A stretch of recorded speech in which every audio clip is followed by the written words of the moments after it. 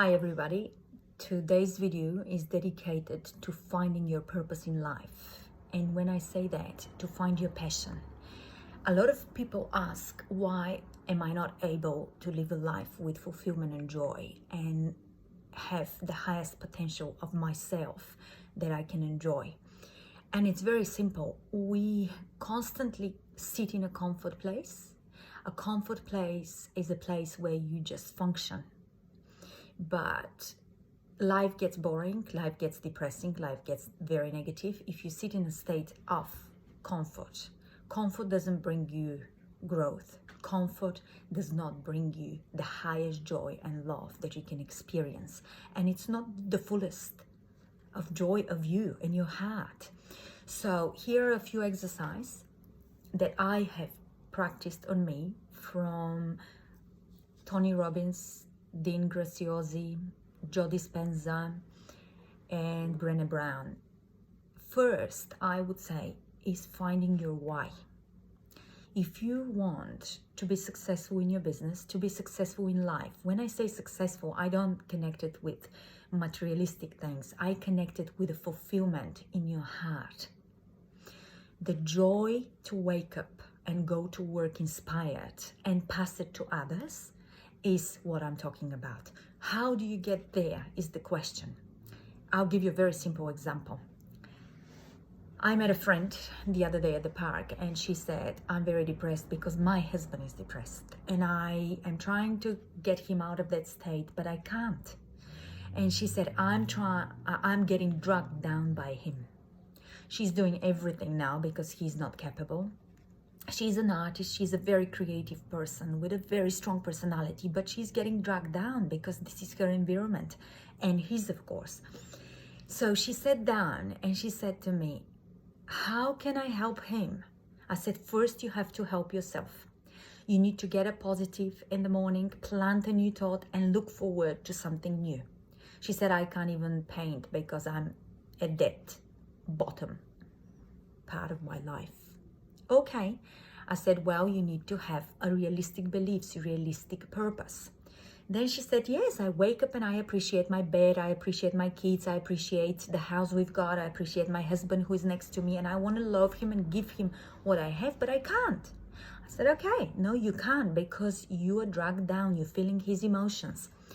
So we went through a few exercises, and I said to her what I'm going to say to you. When you know your why, and when you have a vision and you know your purpose in life, you're passionate about it, you want to chase it every single day, and you do little steps to get there. So what are those steps? Find your why with a friend by asking 7 whys. So a good friend can ask you 7 whys. For example, why do you do what you love doing? What is it in there that makes you go for it? Then you're going to give an answer. Your friend should catch that answer and ask again another why with the existing answer and keep going like this until the 7th why.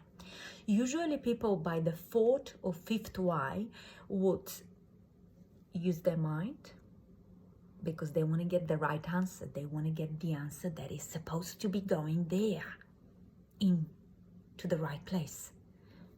From the 4th to the 5th questions, they will see the repetition of the answer that they have to dig deeply in here to find out. Then the emotion starts speaking. This is where you start finding your why.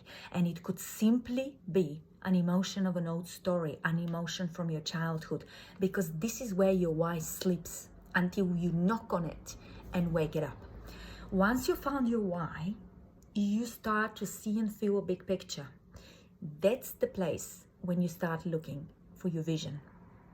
When you find your vision, which sometimes is not very easy at the beginning, you can use a coach, you can use again a very good friend who knows you and who supports you.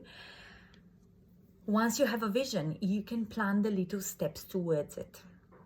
Please don't make a mistake to believe into that voice that is constantly nagging on you and saying you're not worthy, you cannot do it, you don't have enough money, who's gonna take you seriously, who's gonna hear you, you don't have even a degree, etc, etc, etc. When that voice comes, sit down and make a picture of old you, of the bad you.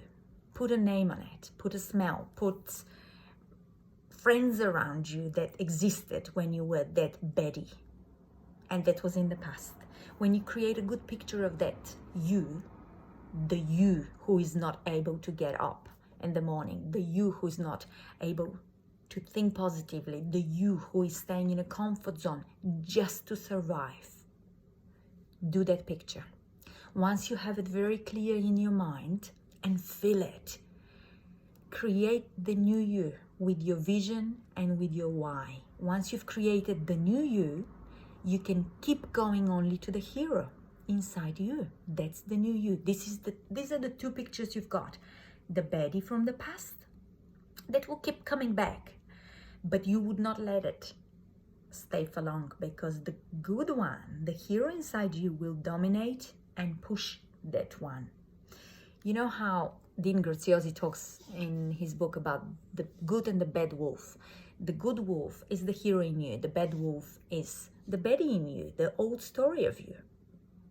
So who's gonna win the battle? The one you feed.